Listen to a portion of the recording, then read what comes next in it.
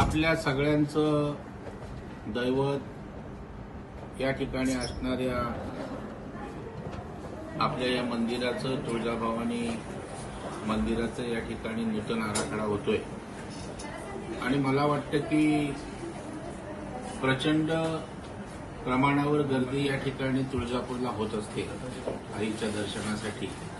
आणि अशा वेळेला जगभरातून, देशभरातून लोक येत असताना त्याचा परिसर सुशोभित असावा, मंदिराचं ऐतिहासिक महत्त्व जपत सुंदर वातावरणात या ठिकाणी ती वास्तू असावी आणि त्यामुळं सभागृह असेल, वेटिंग रूम असेल, मंदिराचा गाभा असेल, प्रवेशद्वार असेल, किंबहुना तुळजापूर शहराचे एकंदर सौंदर्यीकरण, रस्ते सगळ्या अर्थाने समावेश या आराखड्यामध्ये या ठिकाणी झालेला आहे। मला वाटतं या राज्याचे मुख्यमंत्री आदरणीय देवेंद्र फडणवीस साहेब आहेत आणि त्यांनी महाराष्ट्रातल्या सर्वच मंदिरांच्या विकासाची एक भूमिका घेतली आणि कधी नव्हे एवढा मंदिरांचा परिसर सुशोभीकरण, जीर्णोद्धार असणं यावर सरकार खर्च करतंय आणि त्याच्यामुळे आमचे इथले स्थानिक आमदार राणादादा हेही त्या ठिकाणी पुढाकार घेऊन आहेत, पालकमंत्री आहेत, सर्व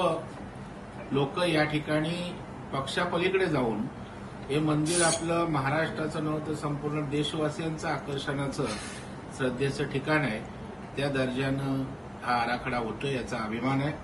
आणखी चांगल्या पद्धतीनं लवकरात लवकर भाविकांना या ठिकाणी यायची संधी मिळेल आणि त्यांच्या आयुष्यामध्ये आपल्या आईचा आशीर्वाद, त्यांचं जीवन सुखकारक, मंगलमय होण्यास निश्चितच उपयोग होईल, आईचा आशीर्वाद मिळेल।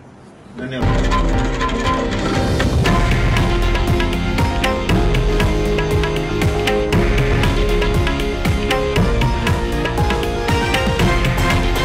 हे आहे देशातील नंबर 1 न्यूज नेटवर्क आणि आपण पाहत आहात TV9 मराठी, एकमेव।